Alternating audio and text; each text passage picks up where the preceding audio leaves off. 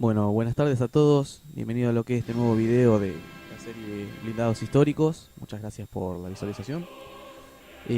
Bueno, ¿qué podemos decir del título? Hoy vamos a hablar de lo que para mí, particularmente, estoy hablando de forma subjetiva, es el blindado por excelencia o el mejor carro de combate de forma técnica y operativa que ha existido en estos últimos 100 años de la vida útil de lo que son los blindados, ¿no? En sí, hablar de medios acorazados, de blindados de combate, de tanques, por así decirlo. eh, Cuando hablamos de esto no se nos puede, no podemos negar que se nos venga automáticamente la imagen en la cabeza de un T-34-85 o T-34-76 o cualquiera de sus variantes en nuestra mente, ¿no? Es un vehículo que a lo largo de estos 70 años de vida operativa que aún tiene, porque hoy en día aún seguimos viendo los noticieros y videos y demás, el conflicto en Medio Oriente lo vemos plenamente operativo y rejuvenecido prácticamente. Es un vehículo que con más de 15 variantes y modificaciones diferentes para sus funciones polifacéticas, tanto sea como cazacarro, artillería propulsada, vehículos operativos para lo que la plana de ingenieros y demás, con más de 30 actualizaciones y upgrades, con más de una producción en más de 6 a 7 países y con más de 70, sí, 70 usuarios, más aproximadamente 20 de 20 estados oficialmente confirmados que aún hoy en día lo siguen teniendo operativo sus Fuerzas Armadas. El T-34 es la verdadera bestia siberiana, no es la bastión soviética y del Pacto de Varsovia que se extendió a lo largo de lo que es el siglo XX para prosperar hoy en día. Así que bueno, nada, vamos a dar un poco lo que es inicio a, a este capítulo y bueno, sean bienvenidos. Bueno, para hablar de lo que es en sí la historia del T-34, primero tenemos que situar lo que es la historia previa, ¿no? El por qué surgió, cómo nació. En sí surgió de la necesidad de equipar al ejército soviético con un medio corazado moderno, ágil, bien blindado y con un armamento potente, ¿no? Situémonos en el contexto. Fines de los años 30, luego de las purgas stalinistas, quedaba lo que era un sistema reducido de científicos y diseñadores soviéticos, bien, y también lo que era la maquinaria bélica había quedado desfasada, había quedado demostrado en lo que era la guerra civil española. El apoyo soviético con lo que eran los tanques medios generales, como la serie BT y los T-26, demostraron sumas falencias y la necesidad urgente de reemplazar estos medios por una unidad acorazada superior o que se acoplara a las prestaciones técnicas que demandaba los nuevos conflictos bélicos. Bien. Eh, en sí, el padre del T-34, Mikhail Koshkin, inició el proyecto en 1937, pero no fue hasta 1939 que tendría frutos definitivos, ¿no? Eh, Él se había hecho una idea general de un tanque que tuviera un blindaje considerable, bien, pero a la vez revolucionario, un blindaje con altos ángulos de ataque, lo que permitía la posibilidad de rebotes, tener una plataforma también con un cañón en su momento de 76 milímetros, bueno, luego llevaría sus diferentes upgrades, un cañón potente, un cañón que dentro de todo pudiera hacer frente a cualquier vehículo blindado en su contexto, bien, y bueno, la posibilidad de tener un vehículo que tenga una alta movilidad y maniobrabilidad en lo que hay en campo de batalla. Primero sería rechazado en lo que era el proyecto. Luego, en una segunda comitiva militar, Koshkin pudo persuadir a Stalin y bueno, se continuó con el desarrollo. Eh, y bueno, finalmente fue aprobado lo que es esa producción, convirtiéndose así en el famoso T-34 y dejando lo que es el legado. Cabe destacar que, bueno, curiosamente es una cuestión irónica. La producción del tanque fue el canto de cisne para Mikhail Koshkin. Él no logró ver concluir su proyecto, ya que falleció producto de neumonía causada por las diferentes pruebas en el campo de combate de los primeros prototipos. Como características técnicas y grandes innovaciones, por ejemplo, el T-34 tenía varios aspectos de lo que era la movilidad que sobresalían. Por ejemplo, fue uno de los primeros tanques en contar con suspensión tipo Christie, bien, sacando totalmente de lado la posibilidad de sacar las orugas y seguir con lo que es un sistema de tracción de ruedas como tenía la antigua serie BT, lo cual lo hacía muy tosco. Bien, y tenía orugas anchas, lo que le daba una gran movilidad en todo tipo de terrenos, principalmente los terrenos fangosos. Después contaba con un motor V12 diésel, motor de 500 caballos de fuerza, totalmente rústico y robusto. Esa es la gran diferencia que tuvo en comparación con sus contrapartes alemanas, ¿no? Poder contar con un motor y con una mecánica fiable, que fuera simple de mantener, con bajo riesgo de incendio, bien, con bajo riesgo de incendio. Es un mito que no se incendiaba, o sea, se podía incendiar, pero tenía un margen mucho menor a un motor clásico de gasolina. Y su contraparte, que bueno, la economía que esto le brindaba y la posibilidad de facturarlo rápidamente a lo que es el T-34. Fue armado con un 76,2 milímetros, un F-34, un cañón, podemos decir, uno de los más potentes en su momento. Recordemos que esto fue en el año 40 y su contraparte aliada, el M4 Sherman, contaba con un 75 milímetros hasta el año 44. O sea, estamos hablando de un vehículo avanzado para su tiempo, una plataforma de armas avanzadas. Prácticamente penetraba cualquier tanque alemán hasta el año 42. Ya después, cuando vemos en contraparte los Panther, los Tiger, después de lo que es la Operación Ciudadela, bueno, ahí viene un pequeño revés, pero ahí tendría una nueva versión, una nueva metamorfosis, y saldría lo que es el más, yo creo que la versión más exitosa y aclamada por todos, que fue el famoso T-34-85.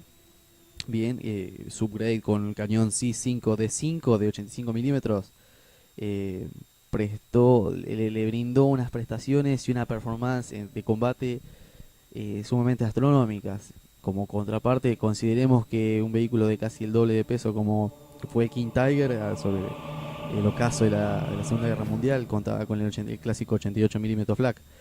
Así que contar con un vehículo con una gran plataforma de armas en un vehículo medio fue la principal ventaja que propició a este tipo de carro de combate.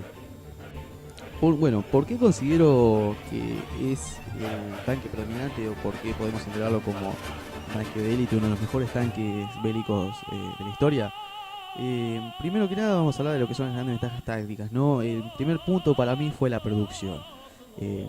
Es como una panadería. Hablar del T-34 es hablar de metes el bollo de pan al horno y sale una tanda de kilos y kilos. Bueno, lo mismo pasaba con este vehículo. La producción de T-34 era a mansalva. Podías contar con unidades continuamente y unidades frescas. Se destruía, tenía una tasa de destrucción muy alta, si bien tenía una tasa de pérdidas de 7-1 en contraparte a los blindados alemanes. Era un vehículo del que se tenía a disposición, ¿no? El tanque era sencillo de fabricar, con piezas universales en sus diferentes plataformas, bien. También era de un sencillo mantenimiento en el campo de batalla. Recordemos que tenía un V12 bastante rústico, con una mecánica relativamente fiable y simple de operar. Si bien requería un poco de esfuerzo físico por parte del conductor, era un vehículo simple de conducir. La posibilidad de reubicar fábricas soviéticas en los Urales permitió al Ejército Rojo poder dotar a sus batallones de medios acorazados de T-34 a grandes cantidades y por sobre todo de forma continua, ¿no? Las pérdidas se reemplazaban fácilmente. Esa es una de las grandes ventajas tácticas que le permitió al Ejército Rojo y al T-34 predominar en el campo de... Otra de las ventajas tácticas del T-34 fue su continuos upgrades y mejoras a lo largo del tiempo, ¿no? A lo largo de su vida útil, a partir del 40, el T-34 se mostró como un tanque versátil y fácil de mejorar, principalmente en cuanto a armamento. Pasamos de una versión de 76 milímetros a 85 milímetros que no perdió movilidad, no perdió potencia, no perdió desempeño en el campo de batalla, bien, a contraparte de sus contingentes germanos que, bueno, se incrementaron el blindaje, incrementaron peso, pero aún así perdieron movilidad, perdieron desempeño, se encareció la producción y el uso operativo del vehículo y demás. El T-34 se mostró estable en este sentido y además su chasis fue fácilmente utilizado para sacar y desarrollar otro tipo de mecanismos bélicos, tales como son los cazacarros y la serie de cazacarros Su-100, Su-85, como son los medios de asalto Su-122, bien, y también otros vehículos tácticos operativos y de la línea de ingenieros, como serían diferentes tractoras de reabastecimiento y recuperación de vehículos, vehículos posapuente, vehículos grúas y demás. Se mostró un tanque versátil en en todos los mecanismos y en todos los contextos y marcos que se implementó. Bueno, y como última ventaja táctica, y yo considero la fundamental para el dominio a lo largo del tiempo de este vehículo y el impacto que tuvo en el plano histórico en el que se desarrolló, mencionamos lo que es la parte de costo, ¿bien? Pero en costo vamos a separar dos variantes: costo operativo, ¿bien? El costo de usar el vehículo, y el costo de producción, el costo de facturarlo, el costo de hacerlo. Para hablar del costo de producción, primero tenemos que mencionar que en sus inicios fue el tanque más accesible de lo que es el plano aliado, bien, en contracara con con los estadounidenses y británicos, y aún mucho más importante, fue hasta 5 veces más accesible que sus contrapartes germanas. Y como dato curioso, a diferencia de lo que podemos pensar que con sus continuos upgrades tuvo un carácter estacionario, no, todo lo contrario. El precio de este vehículo fue bajando progresivamente a lo largo de la guerra. Bien, esto fue producto de una inflación programada en la Unión Soviética. El costo inicial del formato inicial del 3476 rondaba los 170.000 rublos para 1940, unos aproximadamente 31.000, 32.000 dólares, ¿bien? Pero finalizaría la guerra con un costo cercano a 140.000 rublos. Estos serían aproximadamente 22, 23.000 dólares en ese momento. Vamos a situarlo en el contexto. Como contrapartida, un Pantera rondaba aproximadamente los 60.000 dólares, bien, en moneda alemana. Y un Tigre los 120.000 dólares en moneda alemana. Un Tigre 1, hablando del formato inicial, bien, en 1942. O sea que con un Pantera teníamos 3 T-34, 85 obviamente, y con un Tigre teníamos 6. Fíjense la contracara que tenemos, o sea, podés contar con un vehículo de forma masiva. Eso fue lo que benefició tanto a la Unión Soviética como sus aliados, poder facturar unidades de forma masiva, ¿no? Y por sobre todo, no solamente era económico de hacer, sino que también era económico de usar, porque eran vehículos de escaso consumo operativo. Para que tengan una idea, en todas sus variantes y todas sus plataformas de arma, todo vehículo que se desarrolló sobre el chasis y sobre el motor V12 de diésel de 500 caballos rondaba entre 1,5 a 2,5 litros de consumo por kilómetro operativo. Un consumo que, si nos situamos, el consumo promedio de un Pantera o de un Tigre rondaba entre 3 a 6 litros por kilómetro operativo. Fíjense la diferencia. Esa fue la principal ventaja táctica que le permitió operar de forma inagotable al T-34 a lo largo del conflicto. Se me hizo un poco más largo de lo previsto, pero bueno, por ahí me zafo un poco hablando. Realmente es un tema que me apasiona, es un tema que me motiva mucho, la historia militar y por sobre todo la historia blindada. Espero que disfruten, que si bien posiblemente muchos de ustedes ya sepan muchas de estas cuestiones habladas hoy, nunca está de más poder mencionarlas. Los espero en un próximo capítulo de Blindados Históricos con un nuevo tanque.